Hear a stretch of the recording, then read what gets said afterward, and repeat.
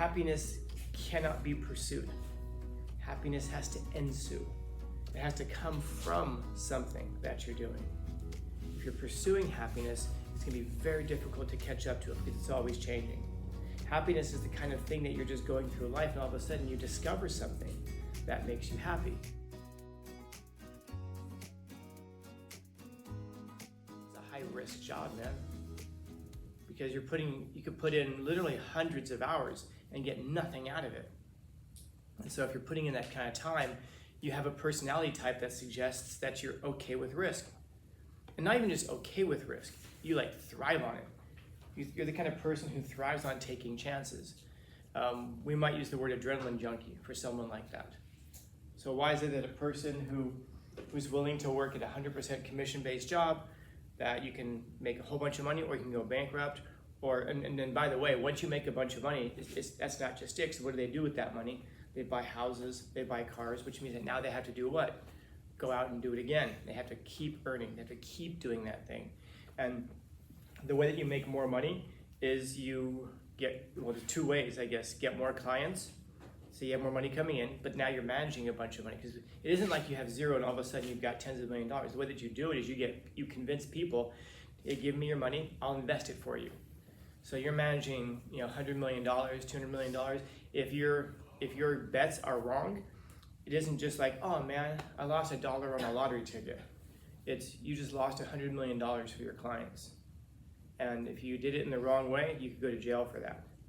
So another way that you can do it is, I guess you can get more clients, or you can take more risks. But you're taking risks with other people's money. But it's that word in there, risk. That's the thing that for a lot of these folks really drives them. I've known people like this. If it's not risky, they don't want to do it. It's, they have the willingness to do that. It's like people, gambling addicts. It's not too different. It's not too different from that. The difference is that you're able to study it more than like in sports, let's say. But yeah, so why is it that the person who would engage in drugs, prostitutes and all that, because it's high risk behavior. It all carries over. The kind of person who's going to be willing to put $100 million on the line over a stock tip, over what they think might happen tomorrow, depending on the temperature in Florida, literally, something like that can change a stock price. And that's the same person who's willing to do drugs. Why? Because it's a constant high. It's that, it's the one thing that keeps you going. And you can justify it initially in certain ways. Like, I need that stuff because I need it, because I need to stay alert. But that's not really what it is. Then everybody else around you is doing it. And so you just find more extreme behavior. And you have to keep finding more and more and more extreme behavior to engage in. And then again, this is the same thing that you find like with celebrities, especially musicians. Because everything that you want is at your hands. If everything that you want is within your reach, everybody's giving it to you, well, now what do you have to work for? What's the thrill now? If you sat there and said, oh, I want a car, and then someone brought you a car and goes, here you go. Like, oh, okay, now what? I want to skydive. So you go, okay, so then you go skydiving. You jump out and then you survive it, now what? I don't know, jump higher? I don't know. Or you start to go, no, I'm gonna jump under Arctic conditions. In other words, I'm gonna make it riskier. You have to keep going riskier and riskier and riskier, because it's like drugs. You can't just, the first time you do cocaine, don't do cocaine, right guys? Okay, don't do cocaine. But having said that, the first time that you do it, it's incredible high. The problem now is that the rest of your life, you're trying to chase that original high, and every junkie will tell you that there's no high that equals the first one. The first one is gonna feel great, of course. The 100th one, the 200th one, not so much. Now you're just trying to be even. You're not even chasing a high anymore. Now you're just trying to feel normal after a while. And this is the problem with that kind of behavior, is that you're chasing this adrenaline, this high that you never can fulfill. I mean, once you've risked $100 million and you've had it work out and you make a bunch of money on it, well, I mean, now what are you doing? You risk $100 million of other people's money, you make $10 million off of it, now what? Well, let's see if I can earn 20. Maybe I can make 30. Oh, I remember, which is funny, I used to do financial management. I don't gamble. I remember going to Vegas one time with some friends. I still like going to Vegas, there's cool stuff there. And and we were walking towards a buffet, and I jokingly said, "Oh, let me get some money for dinner." I put a quarter in a slot machine, and I pulled the lever, and I won $30 on one quarter. I was just joking. I'm like, "Oh, let me get some money real quick." Like, "Oh, dope! I won $30." And my friends were like, "Oh my God, dude! If you'd bet $1, you would have won." And they're like looking at the machine to see how much you would have won. And yeah, well, what if you bet $5? You would have. Oh my God, you'd made thousands if you bet just $5. That's how they get you. So I can say I've only ever gambled one quarter, one time, and that's how it worked out for me. So I got $30 off of one quarter. Then you start looking around the casino and you realize how many people are spending $30 to try to get one quarter back on it. Over time, you lose. That's the way. Over time, it's almost imperceptible in some ways, because you might bet 30 and you're going to get $28 back or $29 back, and you don't realize how much you're losing. Is over time that $1, $2 adds up to, well, anybody ever been to Vegas? You look around, nice casinos, huh? Keep in mind, someone's paying for that. And when they're charging you for hotel rooms, it's not the charge on the hotel room that's paying for that. It's the gambling. I remember when I was a little boy, we were driving through Vegas, going someplace else, my dad and I, and we were looking at all the hotels, and my dad said, "Just remember, if you ever want to gamble, just remember, someone paid for those hotels." I couldn't have been more than like 7 or 8 years old, but for some reason, it's just weird, the things that you remember, from back then. I remember seeing that and going like, "Huh, yeah, I guess that makes sense." And that's always led me to just kind of think about it and go, they're in business, and there's nothing that's special about me that I'm so lucky that if you pull a slot or whatever, you're going to win a bunch of money. There are people who are good at counting cards, or they're good at poker, but that's still largely a game of luck. And I think about how it's probably better to bet on yourself on things that you have control over. But that's the thing about the addict, and then the non-addict. The non-addict can look at it and say, you know what, rather than betting on this casino, or rather than betting on this pure chance that when I pull this lever, things are gonna work out in my favor, maybe instead I take that money and I invest it in myself, in my own business, because I can control that. I can't control what cards get dealt. I can't control what happens when I pull the lever, but I can control what I do. Maybe it makes more sense to bet on myself. The addict on the other side looks at it the other way. Oh, it's that chance, it's that not knowing, it's that uncertainty that makes it so exciting. You make more money on that. The opportunity is much higher to make money on that, but the actual likelihood is much, much, much lower. So, figuring out what those things are that make us feel happy. But you saw I wrote it up on the board. I put the word "feel" in red because he's very precise with his language. People ask me what I like about the Smiths so much. It's the lyrics. When you read his lyrics, there's no other lyricist that's even close to how good his lyrics are. You cannot listen to one of their records and at some point not feel like, wait a second, is he talking about me there? Is that about me? I know they broke up 40 years ago, but somehow I feel like that song is about me. His lyrics are so perceptible about I guess just young people, young life. And it's funny because he wrote a couple of novels, romance novels, and they were horrible, terrible. Why? Because he doesn't know anything about that. When he writes about the stuff he knows, he's really good. When he writes about the stuff that he thinks people talk about, he's terrible. But this line there, he says, what makes most people feel happy. He's not saying what makes most people happy, but it's the things that make us feel happy. And what's the difference? Now the difference is that if I were to ask you, what is it that makes you happy? You might have some general ideas.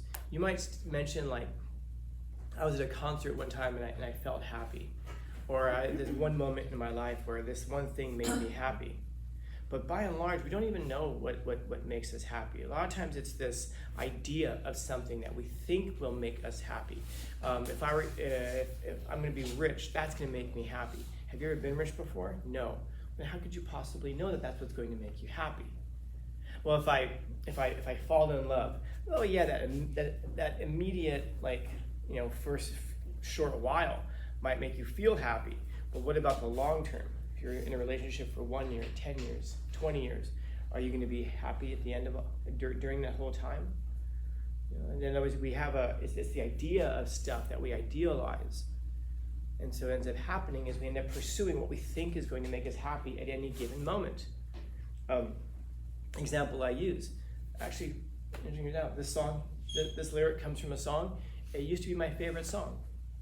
I used to listen to this song on repeat. I love that song, still love it. But is it my favorite song anymore? No. And it's not because it's overplayed, not because I've listened to it too many times. No, it's just because over time, your tastes change. I wonder if any of you guys in here like onions? When you were a little kid, did you like onions? No, but your tastes change. So if you're going to be pursuing the things that you think are going to make you happy, understand that your tastes change, which means that you're talking about a life that's a constant process of pursuing something else, always changing course. And if you're always changing course, that means you're never fully going in one direction. And if you're never fully going in one direction, you tell me who gets further in life. The person who zigzags for 20 years or the person who goes in a straight line for 20 years. So the point is that we can't always know, we can't almost ever know what it is that's going to make us happy. Because happiness is not, this is one of those things that I wish I could get through to people, because it's such an important truth about life. This is backed up by all the research, everything in the world, man. But we hear it and we're just like, yeah. That happiness cannot be pursued. Happiness has to ensue. It has to come from something that you're doing. If you're pursuing happiness, it's going to be very difficult to catch up to it because it's always changing. Happiness is the kind of thing that you're just going through life and all of a sudden you discover something that makes you happy. An example I use is Mike Tyson, who was the unified world heavyweight champion by the time he was 20 years old. This guy was making tens of millions of dollars a fight. This guy owned tigers, mansions, everything. And if you asked him at the time if he was happy, he actually would have very straightforwardly said no. And then but he had everything he wanted, everything he thought he wanted. And now if you talk to him, are you happy? He says yes. What changed? What changed is that he lost everything. He lost everything. He went to prison. His promoter was stealing from him. His manager, he lost everything. And he found himself living at a friend's house, not at one of his mansions, having to sleep on one of his friend's couches back in the Bronx in New York. And he'd go up on the roof every morning trying to figure his life out, and he saw pigeons. So he started feeding pigeons. And then the pigeons would come around. And then he started raising pigeons, built a coop, and then he started taking care of pigeons, raising pigeons. That's what he finds to be, that's what makes him happy. And if you ask him now, raising pigeons, does that make you happy? Yes. How about driving your Ferraris? That was fun, but I thought it was going to make me happy, but it didn't. And you can tell from the way he lived back then, it didn't make him happy. The guy was always getting in trouble. The guy was always in scuffles because he wasn't happy. He was still angry. You talk to him now, he's much more chill, and and you might think, oh, just because he's gotten older. Yeah, but that means something. It's because as you get older, you gain the experience of understanding this absolute truth. Happiness cannot be pursued. It has to ensue. It has to come from something that you're doing. So understand there's a difference between the things that make us feel we're going to be happy and the things that actually make us happy. Because the things that make us feel happy, all the stuff like we're talking about from Wolf of Wall Street, those are the things that at that moment we think they're going to, but they end up leading us straight into harm.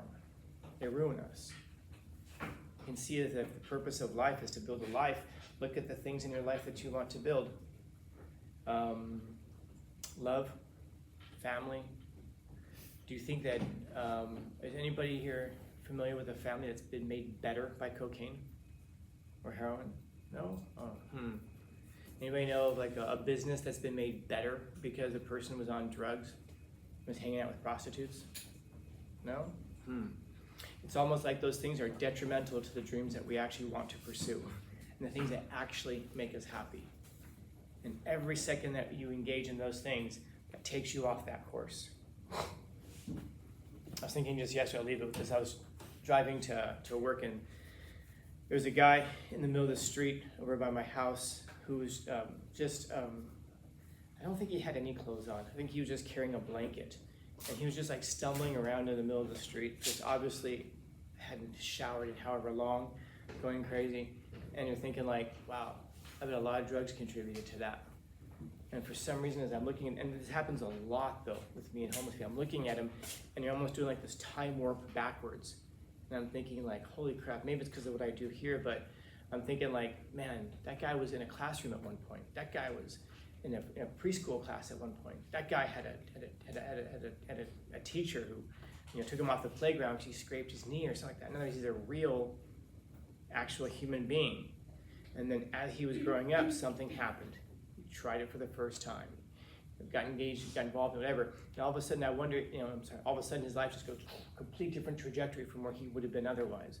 And I wonder if you went back to 16-year-old him and showed him a video, this is you in 10 years, 20 years, stumbling around in the middle of a street in South Park, carrying nothing on you except for a blanket, wondering where the hell you are, and cars having to go around you, haven't showered in however long.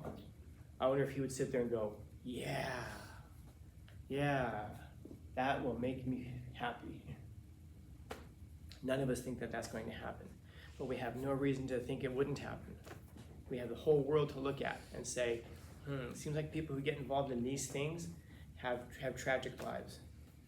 People who get involved in relationships and don't commit themselves to that one person, but instead start screwing around, their marriages end, they have trouble forming long-term relationships, maybe having to give away half my stuff every few years, or maybe having to fight at home rather than have a support system at home and then to go out into the world with. Maybe that's like detrimental to my progress. Maybe I shouldn't do that. Drugs, maybe I shouldn't do that. Cheating people, maybe I shouldn't do that, and so forth. So, questions, comments, concerns, complaints, criticisms, critiques? Happy Wednesday. Funny thing is, I wasn't going to say a single thing about this. I was just going to let you guys talk and go, okay, let's look at the short story. I didn't have anything to say.